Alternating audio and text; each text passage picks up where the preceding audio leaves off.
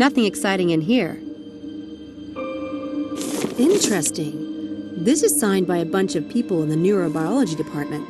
I should see if I can find a personnel list to compare it with.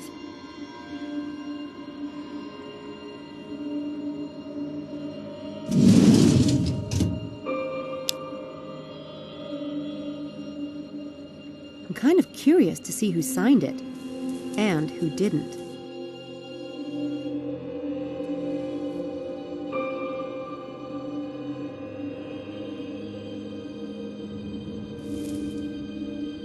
Abram Linkweller must be the enemy in the department.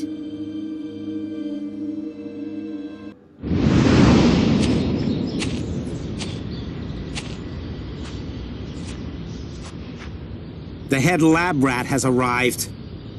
You call us rats one more time and I'll castrate you. Lambs. What? We're lambs, not rats. The Lambs Club. What's that supposed to mean? I like it. It's better than rats. Brilliant, darling. Oh, fine, the Lambs Club. But what about Styles? What about the mad scientist who's sucking our brains dry? He's doing no such thing. Yeah, well, he's weird enough to do it. Come on, Harvey. He's not your punchline. People are always afraid of what they don't understand. Are you so perfect and popular that you can point the finger of weirdness at David Styles? Are any of you?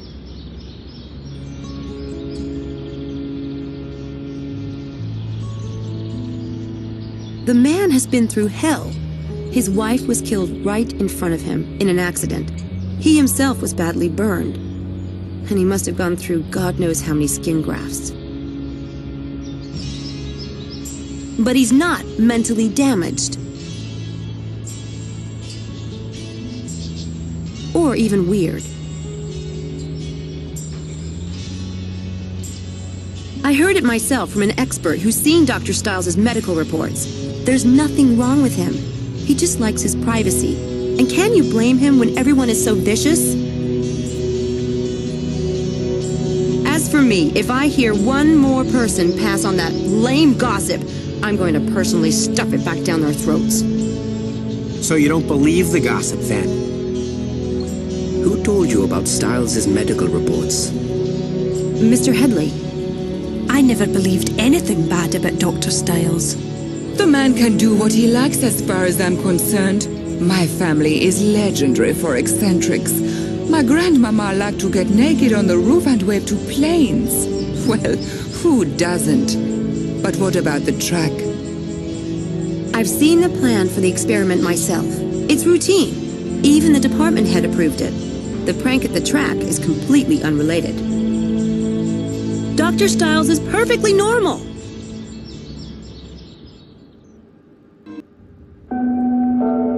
System in America. Hundreds of thousands of children in the U.S. are wards of the state, farmed out to private homes, and sometimes home after home after home. The foster family is paid a stipend, leading some families to take in two.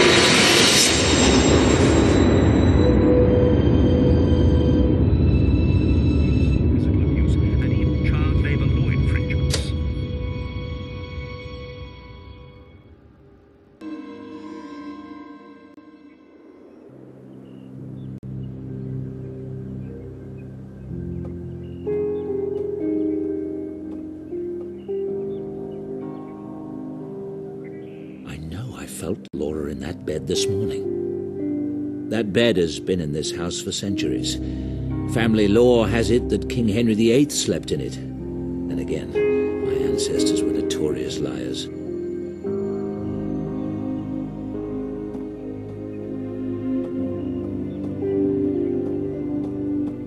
Laura loved to curl up in that chair and read, especially on stormy nights. Laura used to brush her hair every night before bed.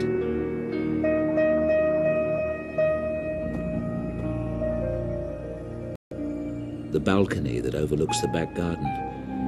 I haven't used it since Laura left.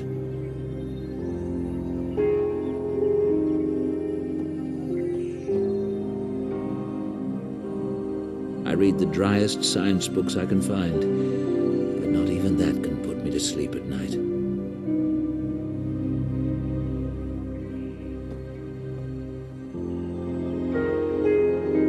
Laura.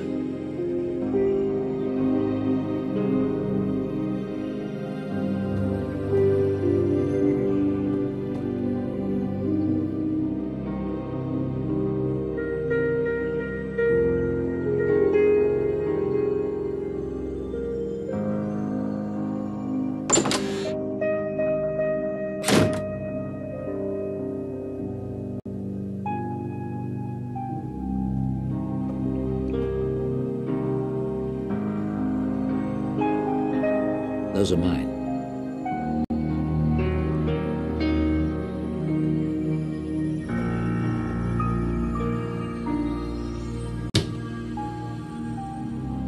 Most items in here belong to Laura.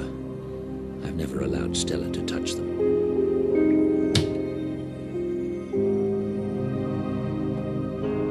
I already had one today.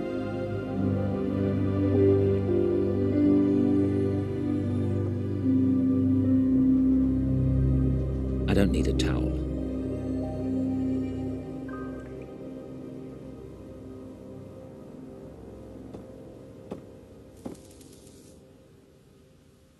I can almost picture Laura in that tub. She loved hot baths.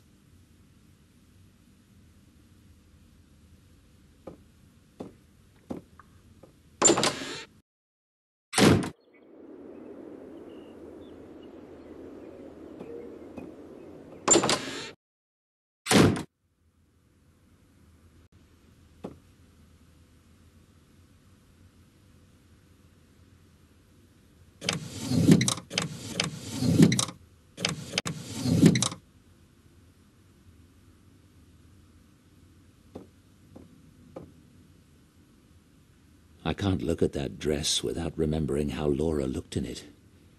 She was radiant in white.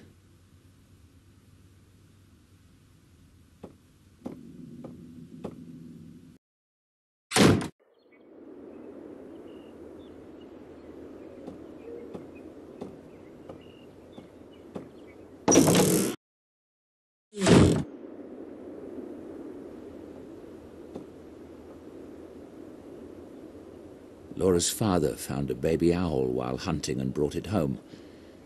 She loved it. It died the night before our wedding day. Put a slight damper on things.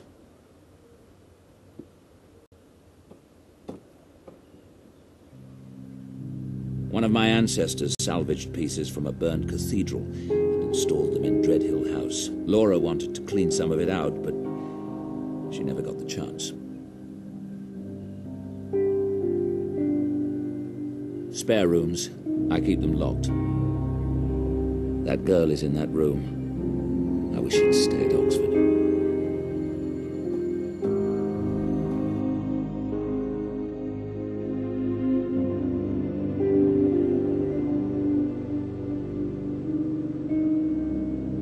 I don't need to call right now.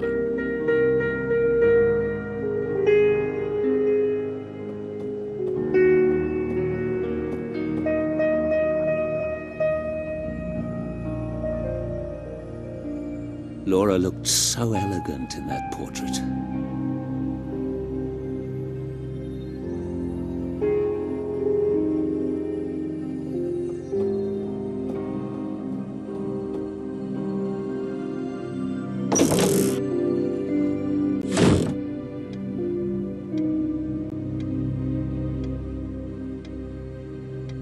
It's Indonesian. It's supposed to protect the house against bad spirits.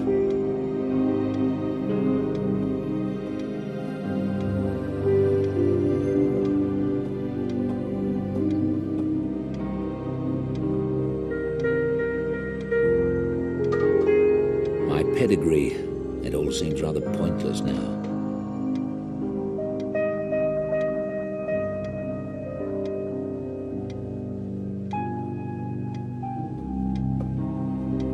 That's my old consulting office. There's nothing in there that I want.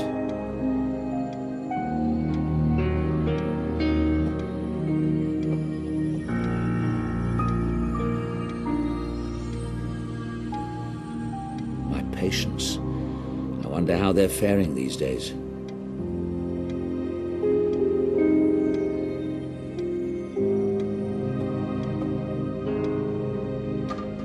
Looks like that's stocked well enough for the moment. If Mrs. Dalton needs more for incidentals, she'll let me know.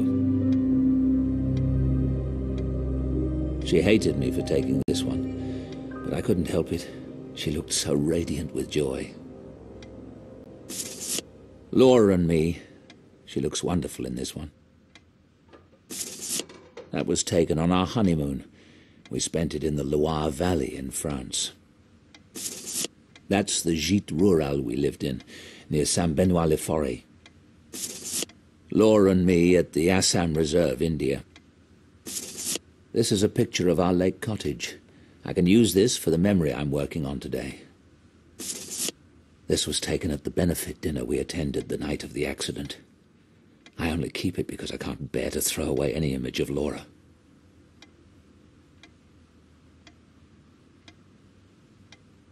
I don't know why I carry my wallet. I hardly ever leave the house. The key to my private lab. Not even Mrs. Dalton is allowed in there.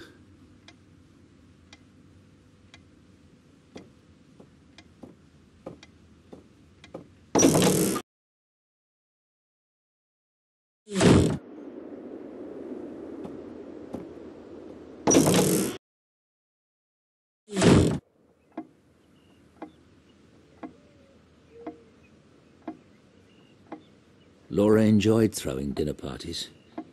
Seems so foreign to me now.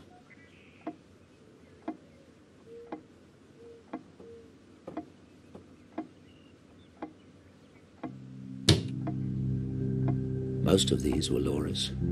She was the music lover in the family.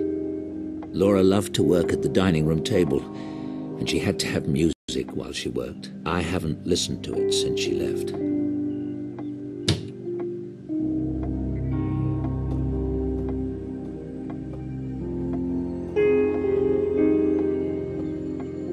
Family china.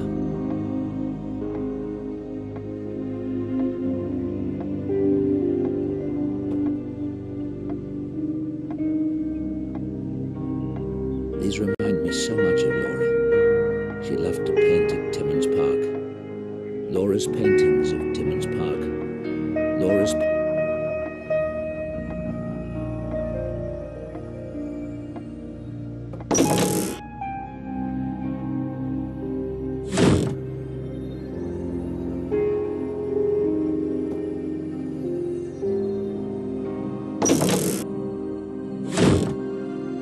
Good morning. Morning. Tea and toast? Want it in the lab as usual? Not yet. I'll eat later. You need to eat, David. Later, Stella. As you say.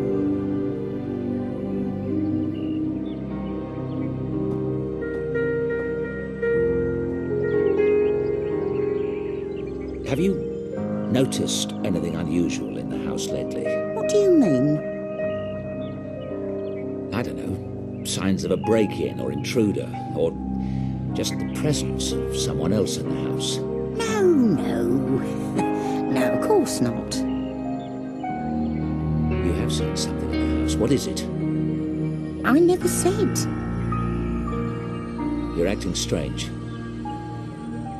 Now that's the pig calling the cow fat. I want you to tell me. I don't care to talk about it. Please, Nana. Please tell me. It's important. You only call me Nana when you want your way. Only ever did. Please. All right. It was 2 days ago. I was making your bed. I saw, well, I thought I saw a woman in the mirror on the dresser. A woman? It was just for a moment, and when I turned, no one was there. It was my imagination playing tricks, and no wonder with how quiet things are in this house. It was Laura, wasn't it? The woman you saw in the bedroom mirror. We're not going to start talking about ghosts in this house. It's not healthy, and it isn't fair to Laura's memory. Do you hear me, David Stiles? All right. Relax. Is that girl lurking about? You mean Sam? She went over to the university. Good. Though a fat lot of good that does to my files. So, what do you think of her? Who? Sam, of course. You are a bear this morning. She seems an independent sort to me. A go-getter. Ms. Everett certainly has initiative. She's not been any trouble to you, has she? Trouble?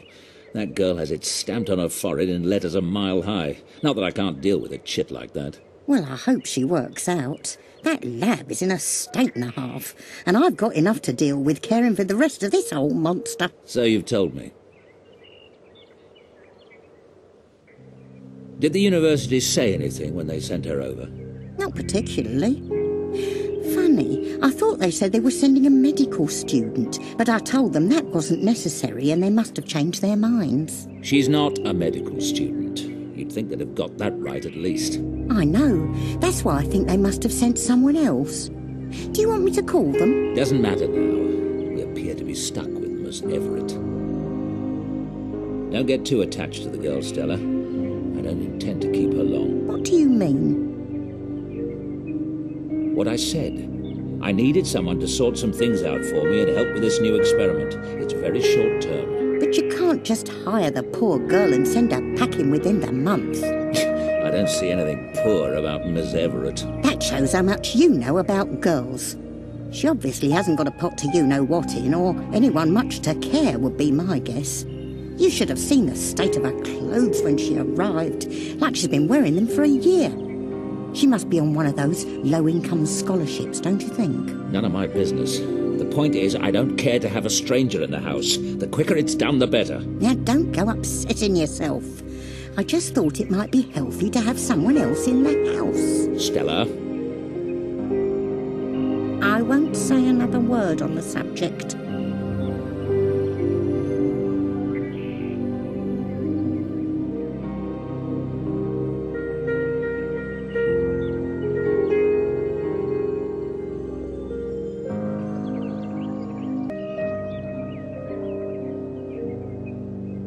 Simon's business card with his phone number. It's a business card from Inspector Pazer of the Oxford Police Department. He was the investigator on the accident.